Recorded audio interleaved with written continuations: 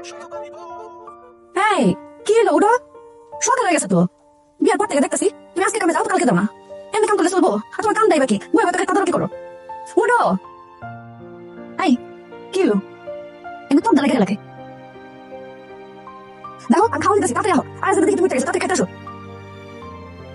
যাইতাম না, আজকাল কামে যেতাম না। কাম যাওয়ার টাকা না, এটা তুমি বুঝতেছো না।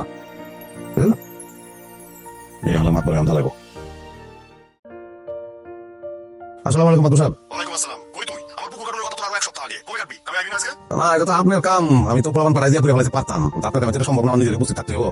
এটা শরীরটা ভালো না। তোর প্রতিদিন শরীর খারাপ থাকছে কেন? আমি তো বুঝি না। এই তোর সমস্যাটা কি? না, আমি তো কথা শেষ করি নাই। শরীরটা ভালো না মানে আমার বউ শরীরটা ভালো না। আর আমার বাড়িতে কেউ নাই, সবাই গেছে বেড়াইতে। একলা থাকবো, একটু সেবা যত্ন করলে বলি আর যাইতে পারবো না। যেদিন মতো করে চিন্তা করেন না। রাখি, আসসালামু আলাইকুম। শুরু হয়ে গেছে পেটের হচ্ছে, তোমাকে কেমন লাগে?